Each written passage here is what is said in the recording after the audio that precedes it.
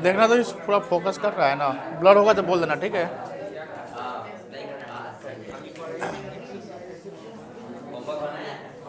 ये तो बेंच आए करो साहिल।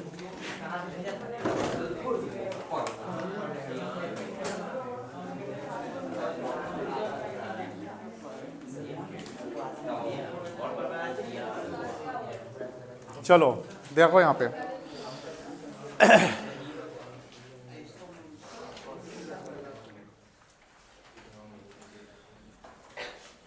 कॉपी निकालिए, बुक हटा लीजिए, बुक कभी यूज नहीं होगा बाद में, जब होगा तो बात करेंगे, साथ में रख लीजिए, मोबाइल हटा लीजिएगा।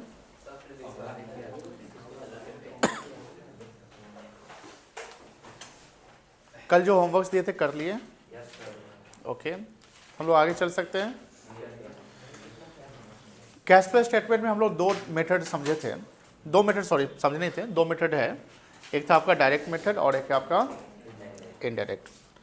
अर्लियर हम लोग डायरेक्ट मेथड को समझा है। डायरेक्ट मेथड में हमने देखा कि जैसे ऑपरेटिंग एक्टिविटीज है, आपका इन्वेस्टिंग है और फाइनेंसिंग है, कि कैश इनफ्लो क्या है, कैश आउटफ्लो क्या है, और कौन सा ट्रांजेक्शन नो फ्लो है, कौन सा transaction no flow. No flow in the sense what, कि जो नॉन कैश ट्रांजेक्शन है। Non cash transaction no flow में जैसे इशू ऑफ बोनस शेयर कह सकते हैं, issue of shares for consideration other than cash कह सकते हैं, ठीक है, यहाँ पर नो फ्लो है। Profit on sale of assets, loss on sale of assets, ये सब क्या है, नो फ्लो है। या any types of non cash expenses like depreciation, अगर आउटस्टैंडिंग एक्सपेंसेस लिखा हुआ है तो ये भी क्या कहलाएगा, आपका नो फ्लो कहलाएगा। अब डायरेक्ट मेथड से हम आगे चलते हैं, तो डायरेक्ट मेथड से आगे इनडायरेक्ट, सबसे क्रूशियल, जैसे हमने कल बताया था कि बेटा कि लेक्चर 4 जो हम लोग समझेंगे आगे वो काफ़ी क्रूशियल होगा। क्रूशियल का मतलब कि सर बेस है आपका, और आज के टॉपिक से आपके एग्जाम में 1 से 2 नंबर के सवाल आपको मिल जाएंगे, और आगे आने वाले क्वेश्चंस जो है इसी बनेंगे, और सारा मैक्सिमम क्वेश्चन आपको जो है इसी कॉन्सेप्ट पे चलेगा। तो हम इनडायरेक्ट पे आते हैं। तो इनडायरेक्ट मेथड, इसमें भी 3 एक्टिविटीज होंगे। एक्टिविटीज कितने होंगे, 3। एक हो गया आपका ऑपरेटिंग, दूसरा हो गया इन्वेस्टिंग, एंड तीसरा क्या हो गया आपका फाइनेंसिंग हो गया। Apart from the operating, investing and financing, in last we use cash and cash equivalent. इस 3 एक्टिविटीज में सबसे इंपॉर्टेंट एक्टिविटीज है आपका cash flow from operating activities. Sometime question जो एग्जाम में cash flow from operating activities पे ही दे देता है, मतलब कंप्लीट कैश फ्लो स्टेटमेंट बनाना नहीं है, एक एक्टिविटीज है, मतलब ढेर सारे ट्रांजेक्शन्स हैं, और उसी के अकॉर्डिंगली हमको cash flow from operating activities निकालने की क्या वैल्यू है। When we use the word cash flow from operating activity, it means the net result is increase in cash, यानी नेट रिजल्ट जो आएगा वो इनफ्लो होगा। और अगर सर अगर निगेटिव आया तो निगेटिव इन द सेंस कि अगर आउटफ्लो ज़्यादा है और इनफ्लो कम है तो उसको हम कैश फ्लो नहीं कहेंगे, कैश यूज कहेंगे।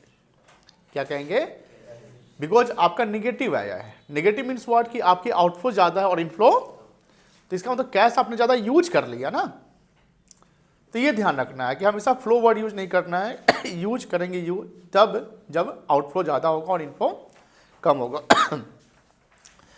ऑपरेटिंग एक्टिविटी हमने बोला कि सबसे इंपॉर्टेंट अभी आपका एक्टिविटीज होगा।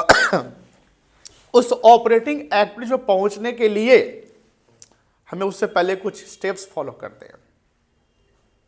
उस स्टेप्स में पहला स्टेप आएगा net profit before tax and extraordinary items. Profit and loss account में जो नेट प्रॉफिट दिखता है वो net profit after tax and extraordinary item रहता है, बिकॉज पीएल में जो एसपीएल की बात करते हैं उसमें टैक्स भी हम डाल दिए रहते हैं, और कोई एक्स्ट्रा ऑर्डिनरी आइटम से, सर एक्स्ट्रा ऑर्डिनरी आइटम का मतलब loss by fire, natural calamity से जो लॉस, ऐसे एक्सपेंसेस है, लॉस है, these all are the extraordinary. Extraordinary का मतलब क्या हुआ, जो ऑर्डिनरी नहीं है। सर नॉन ऑपरेटिंग और एक्स्ट्रा ऑर्डिनरी क्या सेम है, नहीं, नॉन ऑपरेटिंग और एक्स्ट्रा ऑर्डिनरी सेम नहीं है। जैसे loss on sale of assets, loss on sale of assets non operating item है, क्या आइटम है, बट वो एक्स्ट्रा ऑर्डिनरी नहीं है। There are some difference between extraordinary and non operating. ये चीज ध्यान रखिएगा कभी कभी कंफ्यूजन हो जाएगा कि सर नॉन ऑपरेटिंग और एक्स्ट्रा ऑर्डिनरी सब सेम है, अलग है। भाई अलग है। नॉन ऑपरेटिंग मतलब कि खर्चा हो रहा है, लेकिन वो रेगुलर नहीं है, बट वो हो सकते हैं। एक्स्ट्रा ऑर्डिनरी जो मतलब कि साल 2 साल 3 साल जब कभी हो गया, नेचुरल कैलेमिटी, एक्स्ट्रा ऑर्डिनरी है। नॉन ऑपरेटिंग के बियॉन्ड है वो। Loss by fire, loss by theft, जिसका हम इंश्योरेंस करवाए। जैसे हम स्टॉक शेयर बेचते हैं, एसेट बेचते हैं, तो वहां लॉस होता है ना, प्रॉफिट होता है, बट उस लॉस और प्रॉफिट के लिए हम इंश्योरेंस नहीं ना करवाए रहते हैं कि लॉस होगा तो हमको इंश्योरेंस कंपनी देगा। बोलो हाँ है ना। 10 लाख का स्टॉक 10 लाख का एसेट्स हम 9 लाख में बेच रहे हैं, 1 लाख का लॉस हो रहा है। 10 लाख का एसेट्स 9 लाख में बेच रहे हैं, बातें नहीं करोगे। 10 लाख का एसेट्स हम 9 लाख में बेच रहे हैं, कितना बेच रहे हैं? 1 लाख का लॉस हो रहा है। क्या इस लॉस का भरपाई इंश्योरेंस कंपनी करेगी? नहीं, क्योंकि यहां पर ये लॉस सेल ऑफ एसेट्स पे हुआ है, तो this loss is called the non operating. It is not extraordinary, but your assets loss by fire and you have insured the assets. वहां लॉस हुआ फायर से, तो इंश्योरेंस कंपनी उसका compensation, क्योंकि वो एक्स्ट्राऑर्डिनरी है। यानी लॉस बाय फायर जो है, चाहे वो स्टॉक जले या एसेट्स जले, वो एक्स्ट्राऑर्डिनरी कहलाएगा। कोई दिक्कत नहीं है। तो नॉन ऑपरेटिंग को आप ध्यान रखिएगा, नॉन ऑपरेटिंग और एक्स्ट्राऑर्डिनरी अलग है, यहां पर अलग ट्रीटमेंट करेंगे। बट सबसे पहले cash flow from operating activity पहुंचने से पहले हमें 2 स्टेप्स फॉलो करने हैं। इस स्टेप से चलने हमको, और इस स्टेप से चलने इसका 2 रूट हो सकते हैं, ईदर ऑफ द रूट हो सकता है। 2 रूट हो सकता है, 2 में से कोई एक रूट होगा। रूट मतलब कहां से शुरुआत करते हैं। एक रूट होगा एसपीएल का रूट, जहां से नेट प्रॉफिट आता है, या एक रूट हो सकता है बैलेंस शीट का, वहां से भी हम नेट प्रॉफिट पता कर सकते हैं। कैसे? बैलेंस शीट में रिजर्व एंड सरप्लस होता है। रिजर्व एंड सरप्लस के एक आइटम होते हैं नेट प्रॉफिट, होता है ना, profit from statement of PL. तो profit from statement of PL भी तो प्रॉफिट, नेट प्रॉफिट ही है जो एसपीएल से आया। तो नेट एसपीएल नहीं दिया, बट बैलेंस शीट दिया, बैलेंस शीट में प्रॉफिट है, तो वो नेट प्रॉफिट है। 2 रूट में से कोई एक रूट, और उस रूट से हमको क्या निकालना है? Net profit before tax and, इसका मतलब क्या है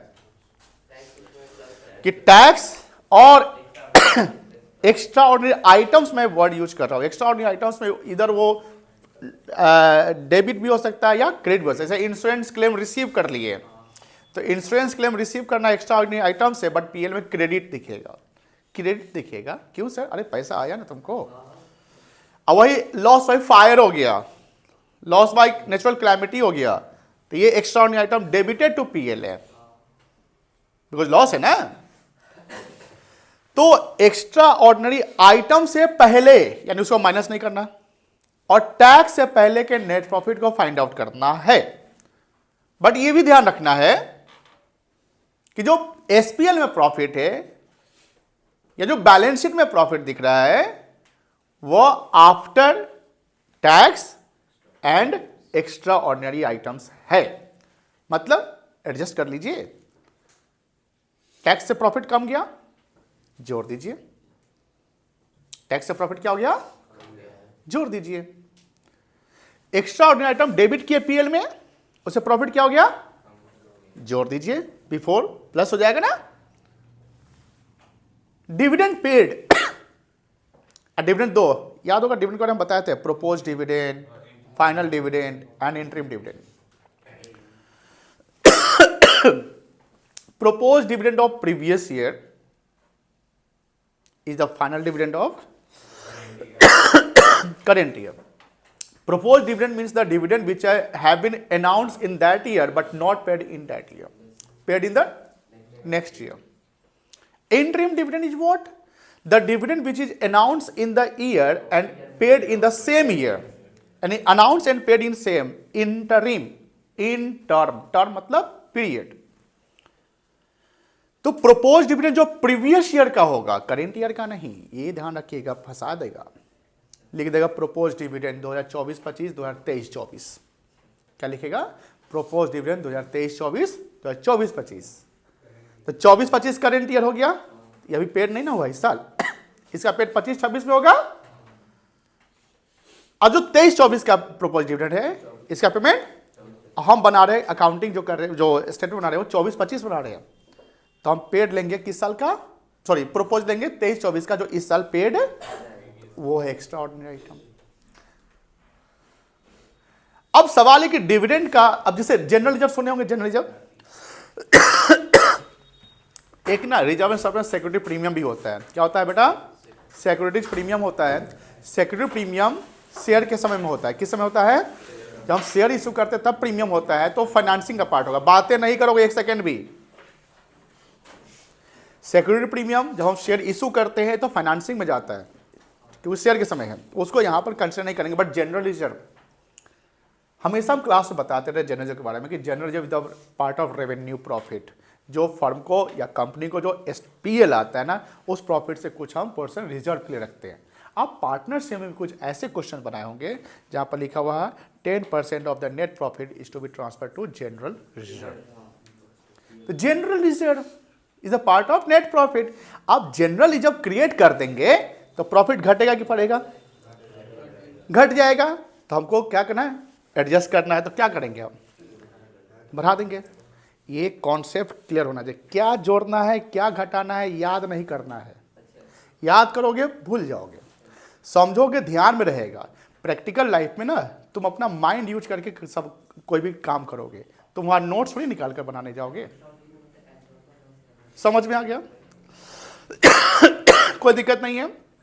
तो यहां देखिए, हम लोग अभी सुनो ध्यान से, अभी हम लोग डिस्कशन करेंगे, कुछ समझना जरूरी है, कुछ समझ जाओगे तो क्लियर हो जाएगा। ऑपरेटिंग से पहले हमने बोला कि कुछ काम करना है जिससे एक चीज निकालेंगे। क्या अभी क्या बोले थे? नेट प्रॉफिट बिफोर, बोलो बोलो, net profit before tax and, वो जब आ जाएगा उसके बाद एक और स्टेप चलना है जिसको बोलेंगे operating profit. Next step calculate करेंगे। अभी हम लोग पहले स्टेप वाला पे ही लेक्चर चलेगा आज का। Operating profit before working capital changes, ये सेकेंड स्टेप्स पे आएंगे। बिफोर वर्किंग यानी वर्किंग कैपिटल के चेंज होने से पहले। वर्किंग कैपिटल कैसे निकलता है? कैसे निकलता है आप बताइए, एक मिनट आप बताइए। How to calculate working capital, what is the difference between of the how to calculate the working capital, बताइए।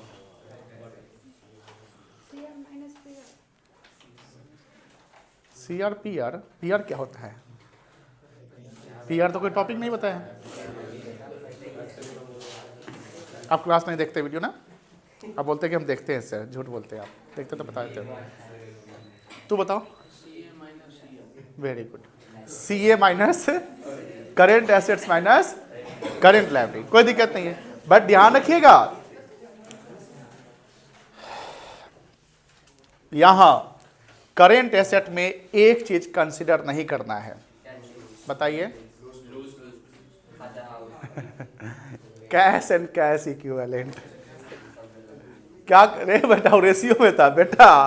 पढ़ाई जो है ना बड़ा खतरनाक चीज होता है।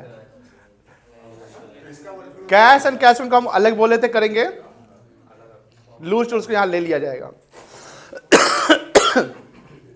करेंट एसेट्स में एक चीज कंसिडर नहीं करेंगे, वो क्या है? एक और चीज जो करेंट एसेट्स में दिखता है बट वो कैश एंड कैश में जब बैलेंस शीट बना, सॉरी हाँ बैलेंस शीट बनाते हैं तो उसमें अलग दिखाते हैं। पहला ही पॉइंट है, पहला ही है। क्या है वो? बैलेंस शीट का करेंट एसेट्स में पहला आइटम सब हेड क्या है बताइए जी? करेंट इन्वेस्टमेंट, यही ना है? तो करेंट इन्वेस्टमेंट अगर गिवन है, current assets is the part of cash and cash equivalent. ये सब ध्यान रखना है।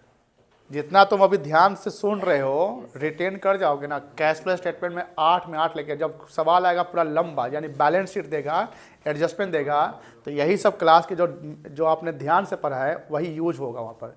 क्योंकि एक पॉइंट ऐसा करेंट इन्वेस्ट कोई ऐसा दे देगा कि तुमको डाउट में चल जाएगा। ऑपरेटिंग, इन्वेस्टिंग, फाइनेंसिंग, ऑपरेटिंग में net profit before tax and extraordinary item में जाएगा कि ऑपरेटिंग प्रॉफिट बिफोर वर्किंग, तुमको पता ही नहीं चल पाएगा। तुम सब फर्स्ट टाइम पढ़ रहे हो, तो फर्स्ट टाइम में हमेशा क्या है? सावधान रहना है, ध्यान देना है, ठीक है ना? तो करेंट इन्वेस्टमेंट एंड जो cash is the part of what, cash and. तो यहां वर्किंग कैपिटल या ऑपरेटिंग प्रॉफिट में जो करेंट एसेट करेंट लायबिलिटी लेंगे उसमें दो चीज नहीं लेंगे, कैश एंड कैश इक्विवेलेंट और करेंट इन्वेस्टमेंट जो उसी में चला जाएगा। और करेंट लायबिलिटी में शॉर्ट टर्म बोरिंग्स याद है, कल बताए थे। शॉर्ट टर्म बोरिंग किसका पार्ट है? कल बताए थे, बताइए जल्दी। देखिए अब मेमोरी नहीं रहेगा, ध्यान रहेगा तो फिर गलती हो जाएगा ना। आप लोग पढ़िए, फाइनेंसिंग का पार्ट है। किसका पार्ट है? तो वो भी ले लेंगे। बैंक ओवरड्राफ्ट याद है, वो भी सीएल है, बट यहां नहीं, यहां पर सीएल यहां पर अलग से, वो फाइनेंसिंग में चल जाए, कोई दिक्कत नहीं है। चलिए, तो हम लोग अभी जो है cash flow from operating activity से पहले के स्टेप्स, जो उससे पहले दो स्टेप्स करने हैं, उसमें पहला स्टेप करेंगे जो है net profit before tax and extraordinary item, and we are study the indirect method. क्या ये? क्योंकि अब क्यों है इनडायरेक्ट? रिवर्सल चल रहा है ना। क्या चल रहा है? रिवर्सल। चलिए लिखिए।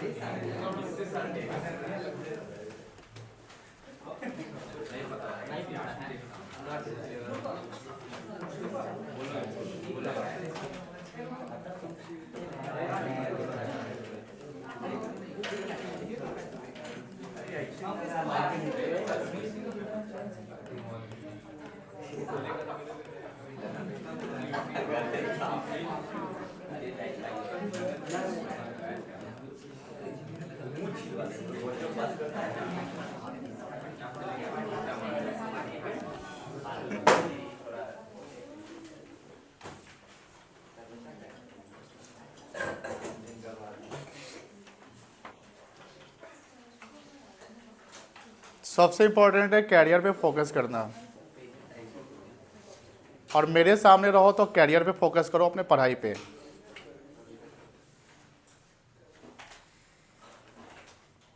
बिना बात किए, बिना मोबाइल के स्क्रीन को देखे, शांति से डिजिटल बोर्ड के स्क्रीन को देखिए और प्रॉपर समझिए क्या लिखा हुआ है। मन में सवाल इससे रिलेटेड है एकदम पूछिए, इसमें कोई दिक्कत नहीं, पूरा आज़ादी है। बट आपस में बातें नहीं करिए। शुरुआत के लेक्चर में हमेशा ध्यान रखिएगा ये सब चीज़। शुरुआत के लेक्चर में अगर आप छोड़ देते हैं, लेक्चर ध्यान नहीं देते हैं, आने सारे आगे के क्वेश्चंस पे परेशानी मिलेगा।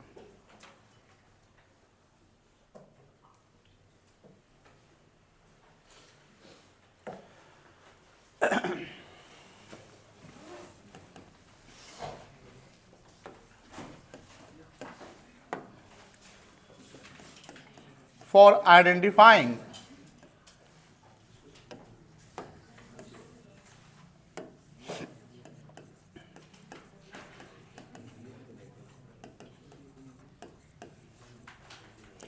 cash flow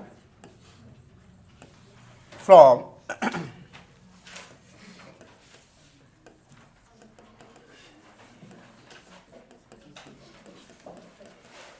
operating activities,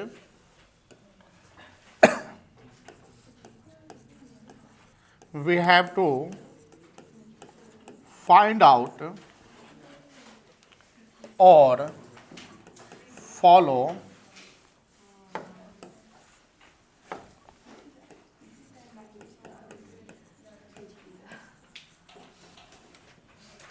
two steps prior to it, that is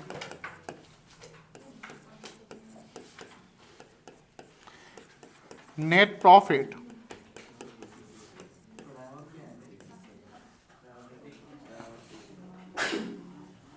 before tax and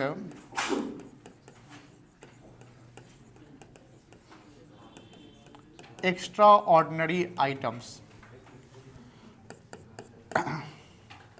second है operating profit before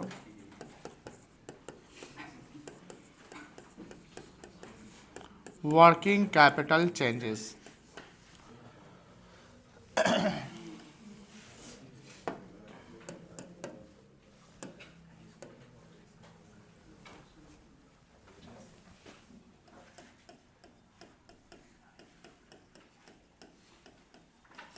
net profit before tax and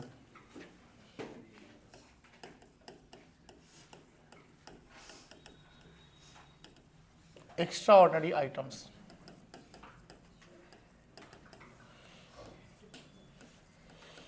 There are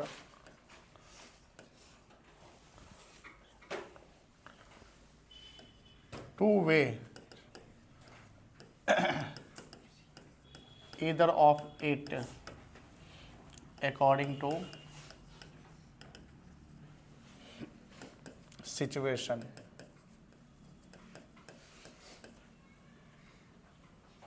To find out net profit before tax and extra ordinary items।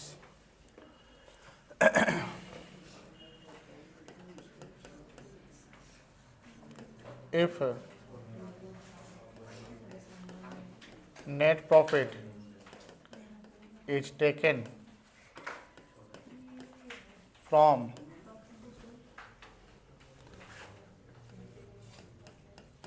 SPL,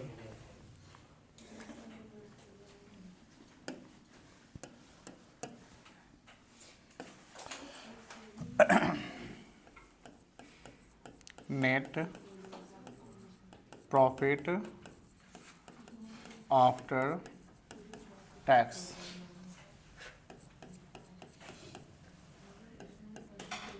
as per SPL। बातें नहीं करेंगे। Add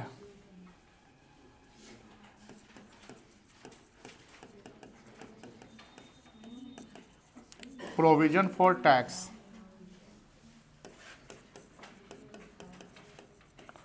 tax made during the year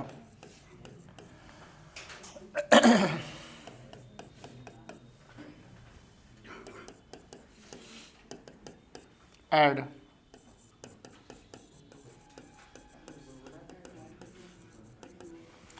extraordinary items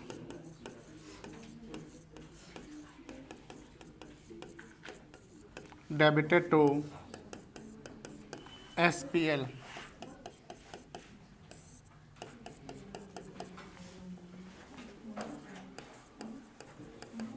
less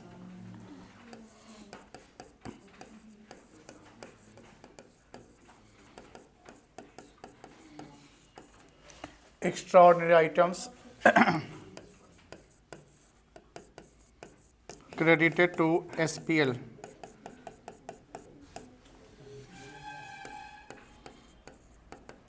less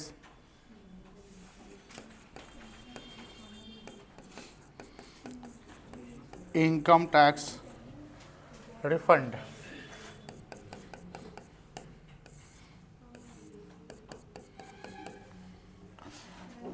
that we called it net profit। बात है नहीं before tax and extraordinary items।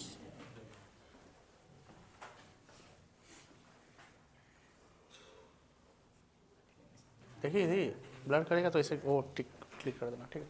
चलिए, तो पहला वे है कि अगर नेट प्रॉफिट एसपीएल से लेना है, ये बहुत इंपॉर्टेंट है, ध्यान रखना।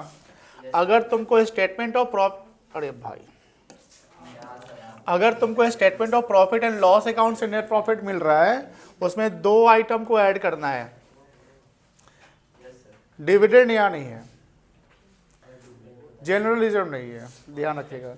तो आपका है प्रोविजन फॉर टैक्स, यहां पर प्रोविजन फॉर टैक्स जिसको हम tax made during the year कहते हैं, बड़ा इंटरेस्टिंग पॉइंट ये है और ट्रैप में डाल देगा कभी कभी। Tax made and tax paid, बस सुनिए, हम पूछेंगे तो बताइएगा। Tax made and tax paid both are different.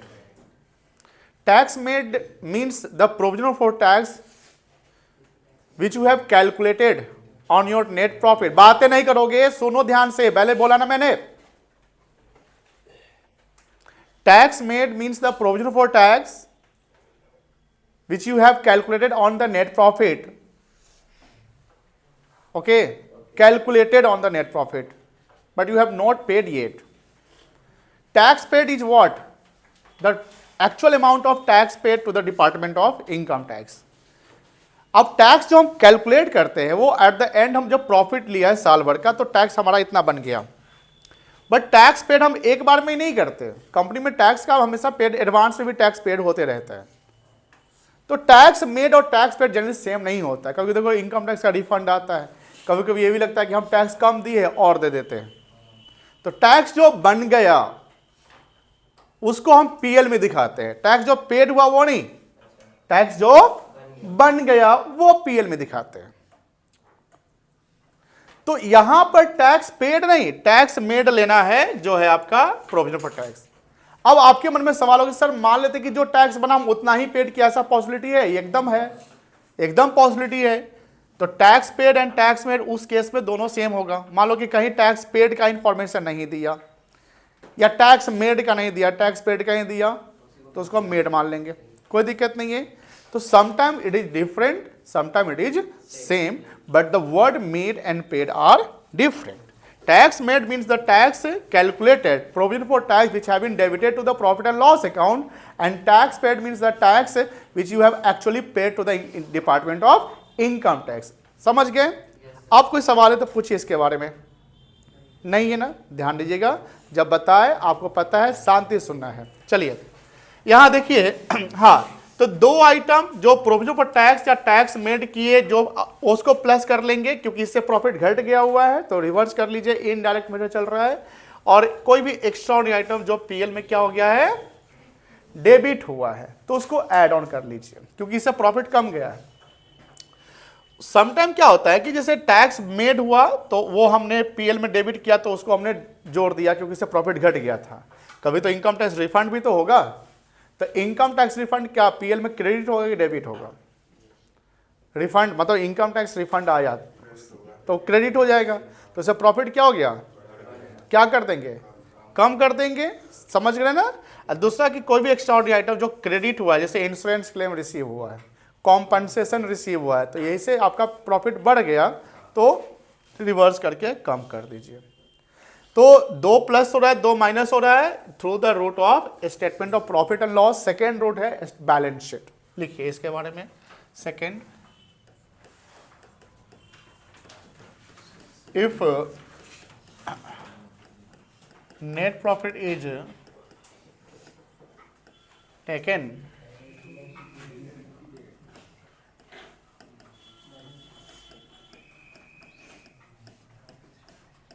Balance sheet, समझिए ध्यान से। अभी थोड़ा सा याद रखिए, देखो बैलेंस शीट में ना प्रॉफिट हमेशा एक्यूमुलेट होता है, जानते होंगे प्रॉफिट हमेशा क्या होता है, एक्यूमुलेट होता है। एक्यूमुलेट समझते हैं ना, जुटता हुआ चला, क्योंकि प्रॉफिट कैपिटल में नहीं जुटता है। नॉन कंपनी और कंपनी का अंतर है, क्योंकि कंपनी में प्रॉफिट होता है तो प्रॉफिट का भी अप्रोप्रिएशन होता है कि आप प्रॉफिट से टैक्स देते हैं, डिविडेंड देते हैं, ठीक ना, उसका रिटेन अर्निंग्स करते हैं, ये होता है, तो प्रॉफिट आपको अलग दिखाना पड़ता है। अब मान लीजिए कि बैलेंस शीट में यहाँ पर लिखा हुआ रिजर्व एंड सरप्लस, क्या लिखा हुआ है, और रिजर्व एंड सरप्लस में एक आइटम है एसपीएल, यानी एसपीएल से प्रॉफिट आया हुआ है। यहाँ पर लिखा है 2 लाख, यहां लिखा है 1,20,000। ठीक है, अब बताओ कि यहां जो नेट प्रॉफिट लेना होगा, मान लो ये जो आइटम लिखेंगे यहां पर कितना लिखेंगे, कितना लिखेंगे, 80 लिखेंगे कि 2 लाख लिखेंगे कि 1,20,000 लिखेंगे? लॉस लिखेंगे। तुम लॉस कैसे बोल रहा है? एक चीज और, जैसे आप कंफ्यूज हुए हैं, एग्जाम में हमेशा ध्यान रखिएगा, पहले प्रीवियस ईयर फिर करंट ईयर नहीं देगा। अब पहले करंट ईयर नहीं, मैं क्या बोल रहा हूँ पूरा सुनिए, पहले करंट ईयर फिर प्रीवियस ईयर ऐसा भी नहीं हो सकता है, वो कुछ भी डाल देगा, ट्रैप रहेगा। कभी भी फिगर देखकर करंट ईयर प्रीवियस ईयर का पता मत करिए, हमेशा यहां देखिए करंट ईयर किधर लिखा और प्रीवियस ईयर किधर लिखा, ये भी एक फंसने का चांस हो सकता है। छोटी छोटी बातें भी बड़ी बड़ी गलती करके आ जाते हैं। अब पूरा आपने उधर CY PY नहीं देखा, आपने देखा पहले PY होगा फिर CY होगा, करते चलेगा, पूरा सवाल बना दिए, अब बाद में मिला दे तोड़ी के हम तो प्रीवियस को करंट मान के, ये माइनर मिस्टेक पूरा नंबर खा जाएगा, माइनर मिस्टेक भी पूरा नंबर खा जाएगा। इसलिए सवाल को शुरुआत से पढ़ना, फ्रॉम द बिगिनिंग से आपको सवाल पढ़ने हैं, एकदम एक एक चीज। एग्जाम में बैठ रहे हो ध्यान रखना, घर पे क्वेश्चन नहीं बना रहे हो, गलती हो गया तो सुधार लोगे, एग्जाम में बना रहे हो, एक तुम्हारी गलती पूरा रिजल्ट खराब हो सकता है, बोर्ड में करवा सकता है। इसलिए वहां पर चांस 0% पे रखना, no chance to be taken. समझ में आ रही ना बात? एक एक चीज, माइनर चीज ध्यान रखना है। अगर आपको अच्छा नंबर लाना है, अब पास करना है तो माइनरों छोड़ देगा तो कोई दिक्कत नहीं, पास कर जाएगा। अब कोई सोचा कि हम पासे कर जाएंगे चलिए, हाँ, तो यहां पर प्रॉफिट कितना लेंगे, अभी डिस्कशन चल रहा था, कितना लेंगे बता सकते हैं?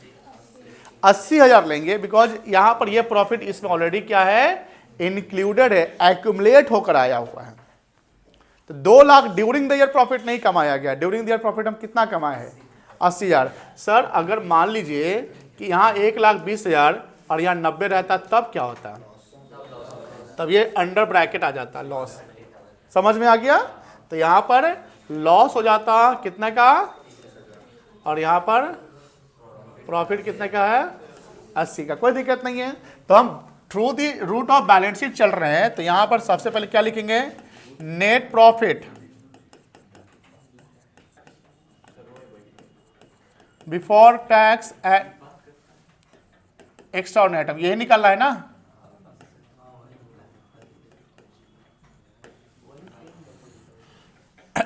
इसमें लेंगे हम नेट प्रॉफिट आफ्टर टैक्स ले लेंगे। क्या लेंगे बेटा? ध्यान देना, इसमें 5 चीज ऐड होगा। कितना चीज ऐड होगा? 5 चीज ऐड होगा, और 2 चीज माइनस होगा। सुन लो पहले, कितना चीज ऐड होगा? 5 चीज। कितना चीज अभी लिखे नहीं है, आशुतोष जी नहीं लिखे, देखिए 2 चीज माइनस होगा। वैभव यहां देखो, पहले कोई एक कदम भी आगे नहीं बढ़ेगा, किताब का अगला पन्ना भी नहीं देखेगा, जहां हम है आपको वहीं रहना है। जब हम आगे बढ़ने के लिए बोले या एंड पर जाने के लिए बोले तो चल जाएगा, अभी आपको नहीं जाना है, इवन तो आपको ये आता है। तो हमने बोला कि 5 चीज ऐड होगा और 2 चीज माइनस होगा। तो यहां जो 2 चीज प्लस हो रहा है और 2 चीज माइनस हो रहा है, ये तो यहां आ ही जाएगा। तो ये 2 प्लस हो रहा है, वो आ जाएगा, बचा कितना? और 3। वो 3 चीज क्या है? एक है जनरल रिजर्व। क्या है बेटा? अब जनरल रिजर्व कहां दिखेगा? बैलेंस शीट में। ध्यान सुनिएगा बउआ, हम बैलेंस शीट का रूट पकड़े हुए अभी। तो जनरल रिजर्व, अब जनरल रिजर्व भी करंट ईयर और प्रीवियस ईयर में दिया, तो जितना जनरल रिजर्व बढ़ा है ना वही ऐड करना है। मान लो कि पिछले साल 1 लाख GR था, इस साल 2 लाख GR है, तो 2 लाख ऐड नहीं करिए, वो 1 लाख तो उसमें ऐड ऑन है ना। अब वो कितने ऐड करने हैं? कोई दिक्कत नहीं है, 3 चीज ऐड हो गया ना, 2 इधर का 1 उधर का, 2 और वो 2 डिविडेंड आइटम है। कौन सा आइटम? 2 दोनों डिविडेंड। एक हो गया इंटरिम डिविडेंड पेड, बात खत्म। दूसरा फाइनल डिविडेंड पेड। अब फाइनल डिविडेंड पेड मतलब propose dividend of previous year. Sir अगर propose dividend of current year भी दिया, प्रीवियस ईयर भी दिया, दोनों को ऐड कर लीजिएगा? No no no no no no, you have to add the propose dividend of previous year. कोई दिक्कत नहीं है। बैलेंस शीट में समटाइम एक चीज और देता है, डिविडेंड पेबल, इसको हम ऐड ऑन नहीं करेंगे जब तक पेड नहीं हुआ। ये ध्यान रखिएगा, as per the company law 2013 का नियम है। सर 2013 का नियम है, कुछ बात है क्या? एकदम बात है। 2013 से पहले ऐड होता था। जैसे शेयर जब हम इशू करते हैं, फ्रेश इशू, आपको समझना है ये सब चीज़ को, थोड़ा हिस्ट्री भी समझना है। जब हम शेयर फ्रेश इशू करते हैं तो शेयर इशू कितने तरीके से हो सकता है? पार पे, प्रीमियम पे, डिस्काउंट पे नहीं हो सकता है, नहीं ना हो सकता है। लेकिन जब 1956 में थे ना हम, तो होता था डिस्काउंट पे भी। अब पूछा जाए कहीं, मान लीजिए जैसे कोई, जैसे आप CUET का एग्जाम देने गए, पूछ देगा वहाँ पे, CUET का एग्जाम देने गए, वहाँ पर एक MCQ आया, as per the law of company act 1956, मान लो क्या शेयर इशू डिस्काउंट पे होता था कि नहीं होता था। अब आपने देखा कि 2013 में तो लिखा हुआ था, अब बोले नहीं नहीं होता था, पार प्रीमियम, ठीक है ना, लेकिन गलत हो गया। तो देखिए NTA जब एग्जाम कंडक्ट कराती है ना, NTA नेशनल टेस्टिंग एजेंसी, तो वो ऐसा नहीं कि वो आपको करंट सिचुएशन से ही सवाल पूछ देगा, बैकग्राउंड का भी सवाल पूछेगा। ऐसा सवाल पूछेगा कि लगा रही थोड़ी की तो सौरभ नहीं पढ़ाए थे, हो सकता है कि हम भी उसको नहीं पढ़ाए, कोई ऐसा क्वेश्चन हो सकता है जो हिस्ट्री से रिलेटेड है, मतलब कि पास्ट से रिलेटेड है। तो ये ध्यान रखिएगा, 1956 में शेयर डिस्काउंट, प्रीमियम और पार तीनों पे इशू होता था, कोई दिक्कत नहीं है। चलिए हम लोग यहाँ आते हैं, तो कितना चीज ऐड करेंगे, याद कराइए, बताइए। तो अब तो याद हो ही गया होगा। चलो इधर का उधर का नहीं, पांचों आइटम बोलिए, प्रॉपर बोलिए। पहला क्या था? Provision for tax, tax made या टैक्स पेड, ये बताइए। टैक्स मेड, कोई दिक्कत, एक आइटम। दूसरा extraordinary item debited to PL।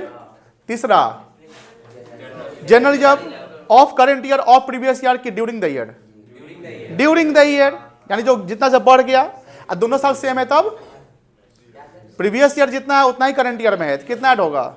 Add ही नहीं होगा, ठीक है, 3 हो गया। चौथा इंटरिम डिविडेंड, बोलिए बेटा बोलिए, इंटरिम डिविडेंड पेड। और चौथा और कुछ और बोलिए, इसका और कुछ नाम बोलिए, dividend of, propose dividend of previous year, propose dividend of previous year. क्या डिविडेंड पेबल या अनपेड डिविडेंड को हम ऐड करेंगे? 5 आइटम ऐड हो गया, 2 आइटम माइनस बताइए। एक्स्ट्रा ऑर्डिनरी आइटम तो कर लोगे, क्रेडिटेड टू PL और इनकम टैक्स रिफंड पेड नहीं, समझ गए ना? अब हो जाएगा, कर लीजिए अब आप।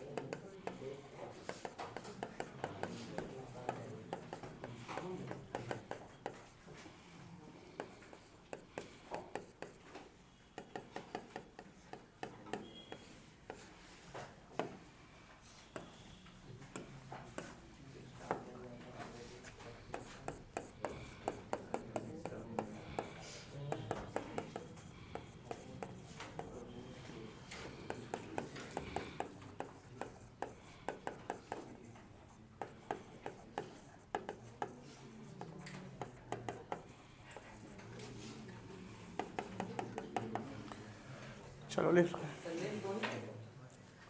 हाँ 2 आइटम बोलिए, उसी से बोलिए 2 आइटम, 3 बोले थे।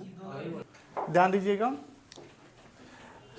अभी जैसे इसमें ना आपको ये समझना है एक्स्ट्रा ऑर्डिनरी आइटम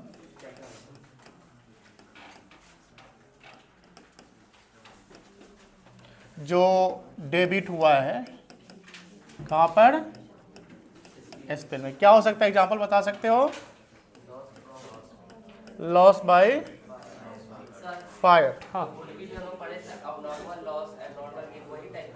हाँ, लॉस बाय फायर हो गया, loss by theft, act of God कह सकते हैं, एटसेट्रा का, कोई दिक्कत नहीं है। और extraordinary items credited to SPL, जैसे इंश्योरेंस क्लेम क्या हुआ आपका, रिसीव्ड हुआ है, compensation on loss by natural causes, है ना। चलो इसको जल्दी नोट करो।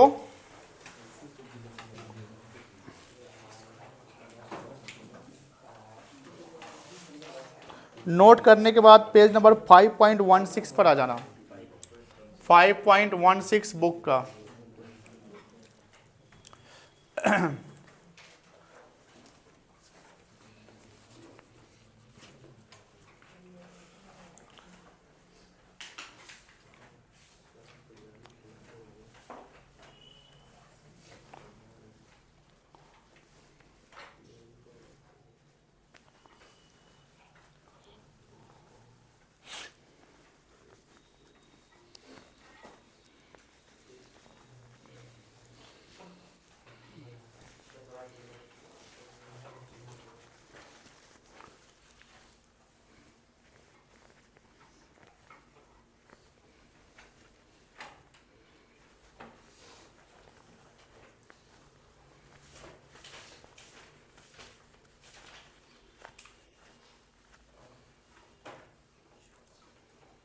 चले आगे, हटा दे इसको।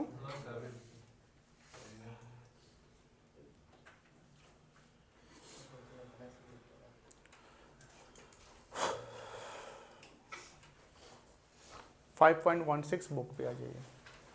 अब आप बुक को आप देख सकते हैं, बट 5.16 पे ही रहेंगे आप, आगे नहीं होइएगा ना पीछे होइएगा।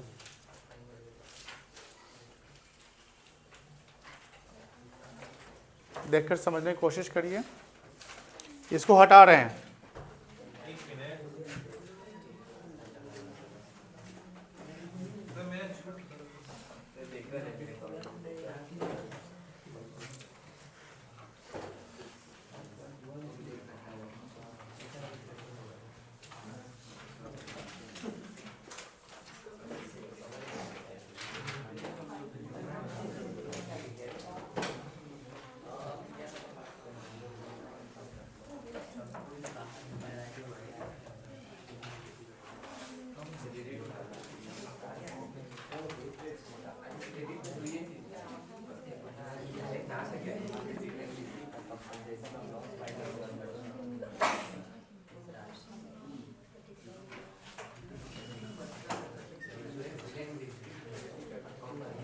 चलो 5.16 पे आ गए सब लोग। अब स्क्रीन पर देखोगे, हमें क्या समझना है, कौन सा मेथड, इनडायरेक्ट। कौन सा मेथड, इनडायरेक्ट में ऑपरेटिंग। ऑपरेटिंग से पहले दो स्टेप में पहला स्टेप सीख रहे हैं net profit before tax and extraordinary item calculate करना। उसका 2 वे है, 2 कितना रूट है, 2। अगर प्रॉफिट दिया हुआ है एसपीएल से, देखो indirect method of calculating cash flow from operating activities. इससे पहले हमारा स्टेप 1 जो हमने अभी सीखा, क्या करना, डिटरमाइन कर देंगे net profit before tax and extraordinary item.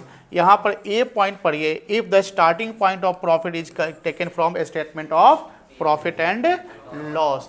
तो वहां पर आपका प्रॉफिट आफ्टर टैक्स ले लेना है। क्या लेना है बेटा?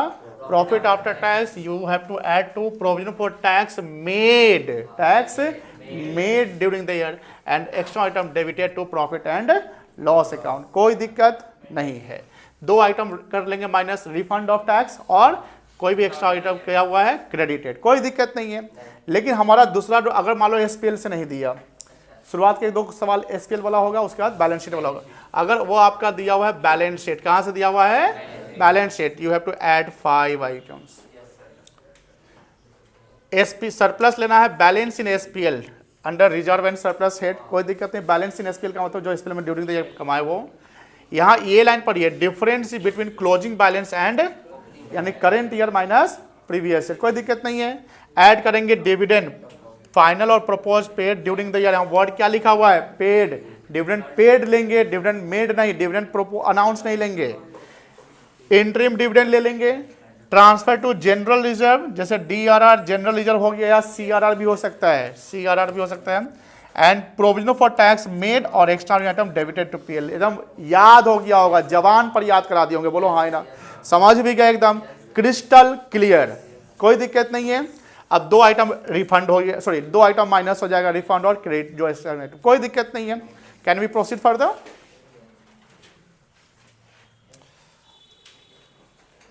चलो ये सब हमने आपको समझा दिया है, पहले भी समझाया था, अभी भी समझाया है, बट आपको करना क्या है, एक बार थॉरोली घर पे रीड कर लीजिएगा, समझ में आ जाएगा और अच्छे से, क्योंकि लैंग्वेज रीड करना, उसको लैंग्वेज को लिखना भी जरूरी होता है, because you have to write in exam, है ना। आप वहाँ एक्सप्लेन नहीं करेंगे ओरली, देखिए सर ऐसे बताए थे, ऐसे से होता है, यही बात है। अरे भाई तुमको लिख कर आना है, क्या करके आना है, इसलिए आपका रीडिंग स्किल और राइटिंग स्किल दोनों अच्छा होना चाहिए। और रीडिंग स्किल का मतलब जो अभी सुन रहे हैं वो लिसनिंग स्किल कहला रहा है। क्या कहला रहा है? लिसनिंग। हमने ये समझाया, अब घर पे जाके आपको पढ़ लेने हैं, समझ में आ गया? चलिए पढ़िएगा जरूर, क्योंकि ये इंटरेस्ट बढ़ेगा। जब आप ध्यान से सुन रहे हैं ना पढ़ाई को, तो आपका पढ़ाई में इंटरेस्ट लग रहा होगा कि 5 को याद हो गया, अब इसमें तो सवाल बना लेंगे, आपका मन करा कि जल्दी सवाल आएगा तो बनाएंगे। क्यों? क्योंकि आप समझ गए। अब वही आप ध्यान नहीं देंगे, दूर टेंशन है, क्या जोड़ेंगे क्या घटाएंगे, दूर छोड़, और बने भी नहीं करेगा। सिंपल है। आपका दिल मन कहां लगता है?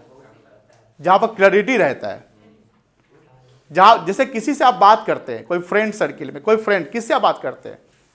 जिस पीयू से, जिसे जिसे जिसे मन लगता है ना, बस आप किससे बात करना नहीं चाहेंगे? बोरिंग टाइप का, यानी जो आपके सेम नेचर का या सेम सोच का नहीं हो, उससे आप बात करना नहीं चाहेंगे। सिंपल। ऐसा मतलब, इसका मतलब ये नहीं कि वो खराब है, आप अच्छे हैं, दोनों की सोच अलग अलग है, दोनों अच्छे होंगे। चलिए हम आगे बढ़ते हैं। एग्जाम्पल नंबर 15, दुनिया का सबसे आसान सवाल। हमको लगता है कि आप लोग इसको बोलोगे सर ये तो मुंह पर बन जाएगा। फॉर्मेटिंग ये पता है ना? फॉर्मेटिंग बोलो हाँ है ना। अभी आप लोग स्क्रीन पर ही देखेंगे, please, it's my humble request, please don't talk. इधर देखिए, नेक्स्ट पेज जाओ ना।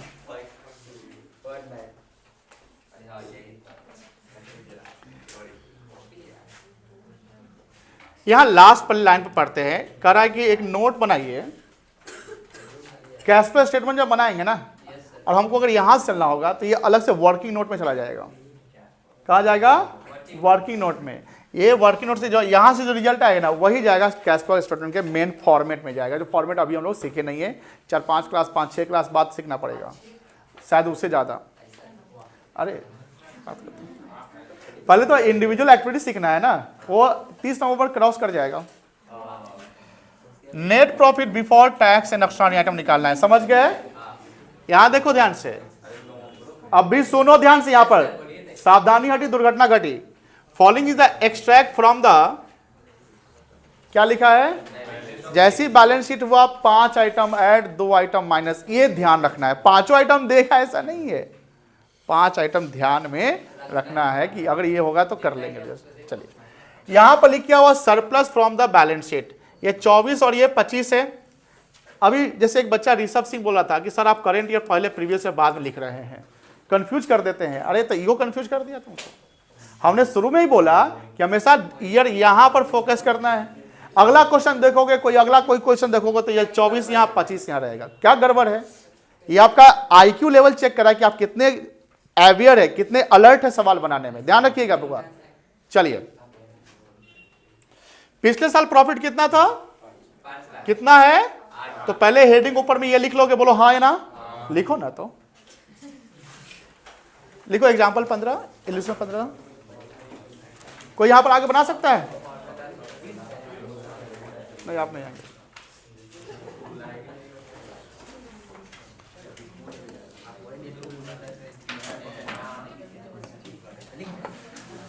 चलो इल्यूस्ट्रेशन 15।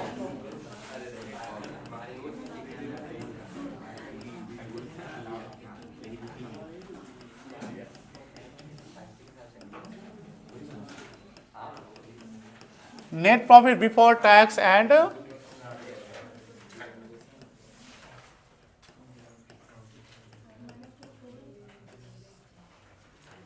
क्या लिखोगे? Net profit during the year. इसको हम surplus from the balance sheet भी लिख सकते हैं, कोई दिक्कत नहीं है। कितना लिखेंगे बेटा?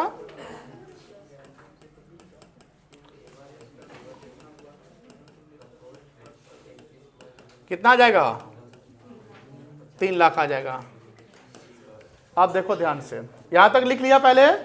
अब फिर यहां देखोगे, रुको लिखो देखो, रुको लिखो देखो, ये कॉन्सेप्ट अप्लाई करोगे। अब देखो, जब मैं बोलूं देखो तो देखना है, ठीक है ना? जहां भी लिख रहे थे रुक जाइएगा। यहां लिखा हुआ है डिविडेंड पेबल। क्या लिखा हुआ है? करेंट ईयर में 30,000 दिया हुआ है। क्या करना है? हमने बताया था अभी। छोड़ो, ट्रैप छोड़ दो, कैंसिल, नहीं लेंगे तुमको, ठीक है ना? अब देखो नीचे, डिविडेंड प्रोपोज। प्रोपोज है, क्या है? प्रोपोज। 31 मार्च 24, 31 मार्च, तो बताओ 3 लाख 350 दोनों को ऐड कर दिया जाए। किसको ऐड करेंगे? 3 लाख को। और कुछ है? टैक्स मेट दिया है, जीआर दिया है, नहीं दिया तो क्या लेना? एक्स्ट्राऑर्डिनरी दिया है, नहीं, तो बस इसमें ऐड कर लीजिए propose dividend of previous year. कितना बेटा? अरे बोलो बोलो बोलो, क्या कर रहे हैं आप लोग? कितना जाएगा? 6 लाख लिख लोगे। Net profit before tax and extra ordinary. Answer देख लो, है आंसर? आंसर दिया होगा, कंफर्म गारंटी आंसर दिया होगा। बनाइए जल्दी। क्या आप बनाओ अच्छा से।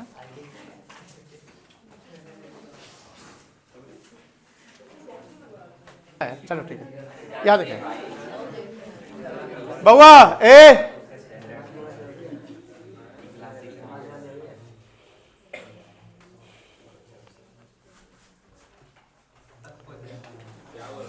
लिखना रोक दीजिए बेटा। फॉर्मेटिंग्स पता है आप लोगों को? एक छोटा से छोटा क्वेश्चन हमने कर लिया। सारा क्वेश्चन करना पॉसिबल नहीं है, बट कॉन्सेप्ट आपका क्रिस्टल क्लियर हो गया है। घर से जैसे कल आप लोग बना के लाए थे उसे बना के लाइएगा, बट मैं आपको थोड़ा सा ओरली समझाता हूँ क्या करना है, आप खुद बताओगे। 15 किए थे, 16 में बताओ। यहाँ पर हमारा बैलेंस शीट रूट है, शेयर कैपिटल दिया हुआ है, इसका कोई यूज नहीं है, फाइनेंसिंग का पार्ट होगा। हर आइटम का यूज कर लेना है ऐसा नहीं है, जो जरूरत है उसी को कंसीडर करेंगे, ठीक है ना? तो इसका कोई यूज नहीं है। हमको यही निकालना है, net profit before tax and extraordinary item निकालना है। समझ में आ रही है ना? अभी बातें नहीं, एक सब बातें नहीं करेंगे आपस में, यहां देखिएगा ध्यान से। और इस टॉपिक से रिलेटेड अभी भी डिस्कशन नहीं करना है। जब हम डिस्कस कर लेंगे क्लास के बाद आप बात कर लीजिएगा। अभी पूरा आपका फोकस यहां होना चाहिए, चाहे कितना भी आप ब्रिलियंट है या कितना भी आप पुअर है। तो यहां देखो 10% रिडीमेबल प्रेफरेंस शेयर। देखो ये सब चीजें आपको फंसा सकता है, बट हम आपको गारंटी देते हैं फंसने नहीं देंगे। बस आपको ध्यान देना यहां पर और भरोसा रखना है बस। देखिए यहां दिया है सरप्लस, यहां दिया डिविडेंड पेबल। अरे बाबा तू तो पहले साइड हट। अब देखो दो को साइड हटाए, क्या लेना है क्या नहीं लेना अभी नहीं, दो को नहीं लेना है, बस खत्म। ये 10% रिडीमेबल प्रेफरेंस शेयर का मतलब क्या है? रिडीमेबल और रिडीम करना है, ठीक है? प्रेफरेंस शेयर को रिडीम किया जाता है 20 और 30 साल, याद होगा।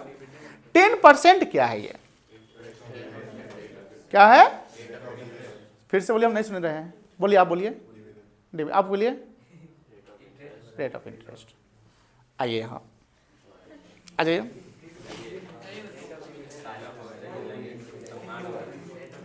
ये हमारे एओसी के होनहार में से एक बच्चे हैं, लेकिन आज एक बहुत बड़ा गलती कर दिए हैं। गलती ये की है कि डिविडेंड रेट ऑफ इंटरेस्ट बोल रहे हैं शेयर होल्डर को देने के लिए। शेयर होल्डर को इंटरेस्ट देते हैं कि डिविडेंड देते हैं? तो आप काहे गलती की है? कैमरा के सामने बोलिए कि आप गलती नहीं करेंगे। गलती नहीं करेंगे। चलिए, आपका बात रिकॉर्ड हो गया है। चाहिए ये क्लिप कट के इसके घर जाने वाला है। चलो, तो डिविडेंड का रेट है ये, इंटरेस्ट का रेट। गलती नहीं करना। अगर 10% डिवेंचर रहता तो क्या मानते हैं? बोलो बोलो फिर से, लो। इंटरेस्ट अगर 10% सुनो यहाँ पे, अभी 10% इंटरेस्ट डिवेंचर लिखा रहता तो 10% इंटरेस्ट होता, उसका यूज यहां नहीं होता। कहां होता? आगे देख लेते, इस स्टेप में नहीं। बट 10% अगर रिडीमेबल प्रेफरेंस शेयर तो 10% dividend.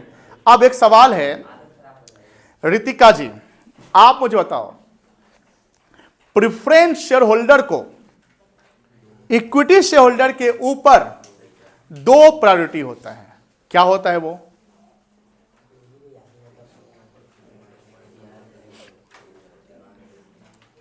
I am expecting the answer from you, kindly respond. Sorry, फिर से बोलेंगे? No no, you are giving wrong answer.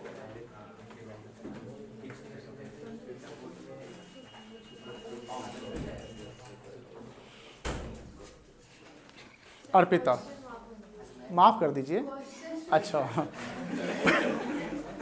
Preference shareholder को इक्विटी शेयर होल्डर के ऊपर 2 प्रायोरिटी होता है। तो इक्विटी के पहले प्रेफरेंस शेयर को हम प्रायोरिटी देते हैं 2 चीज के लिए। वो 2 चीज क्या है? जल्दी करिए, बैटरी डिस्चार्ज होने वाला है।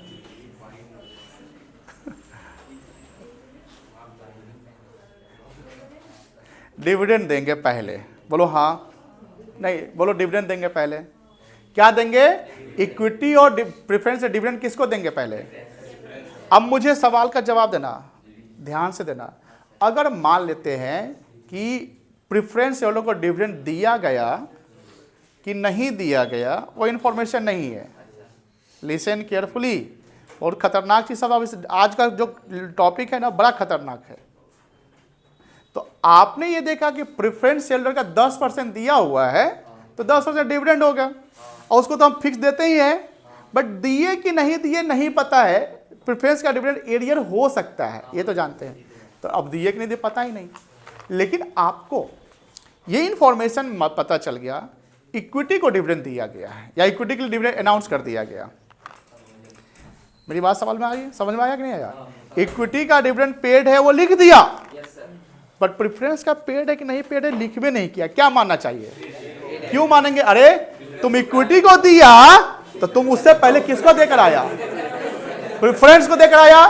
बाय डिफॉल्ट मान लेना है बउआ। ये सब चीज अंत तक परेशान कर सकता है। माइंड में पूरा भर लो।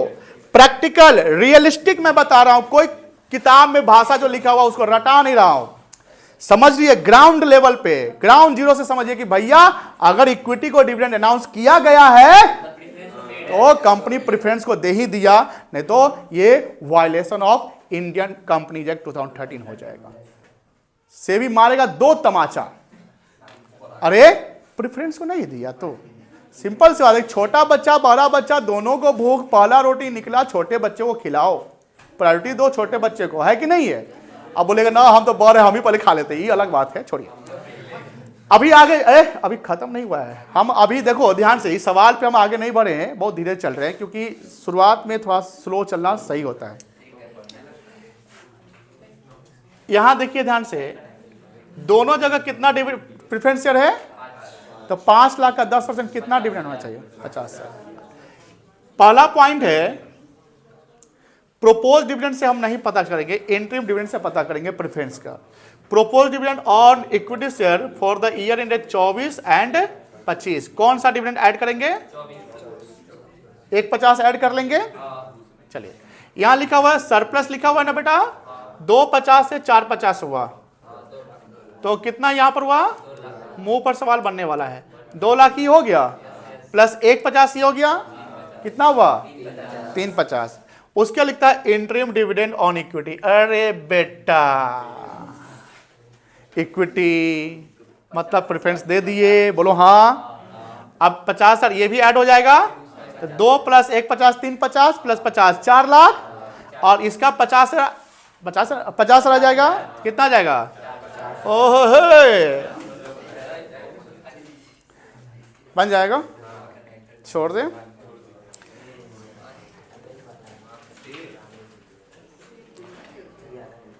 अरे बाबा सरप्लस दिया हुआ है, देखो ये ओपनिंग क्लोजिंग दिया हुआ, प्रॉफिट ड्यूरिंग द ईयर निकाल लोगे, कितना आएगा हम नहीं बताएंगे, कर लेना। वैसे अरे थोड़ा सा हमको पूछना पड़ेगा, बताओ क्लोजिंग के प्रॉफिट कितना है और ओपनिंग में क्या है। तुम सबको कसम है आंसर देखने के, नहीं देखना है, तुम सबको कसम है। कितना प्रॉफिट होगा, कैसे 740 होगा,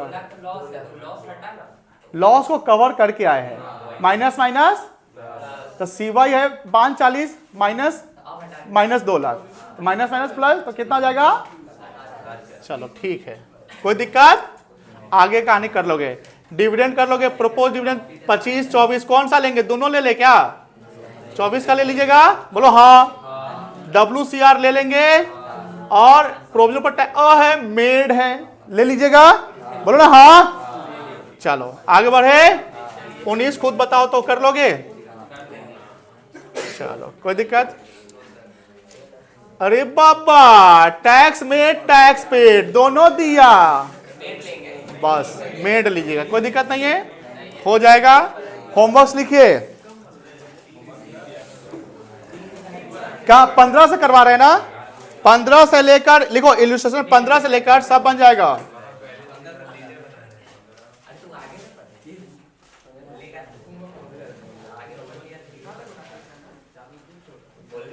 पंद्रह से लेकर इलस्ट्रेशन 22 तक करके आइएगा। ना 22 नहीं है, गलती हो गया, रुको।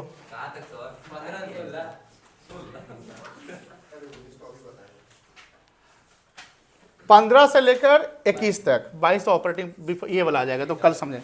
15 से कैसे हो गया इलस्ट्रेशन, एकदम डिट्टो हो जाएगा। क्वेश्चन लिखो, 4 का सी किसी का डाउट था ना, कहाँ बताए, हम ही ना बताए थे कि फिर से देखो आ जाएगा आंसर, तो हो गया, तो वही ना होता है। चलो 5 से लेकर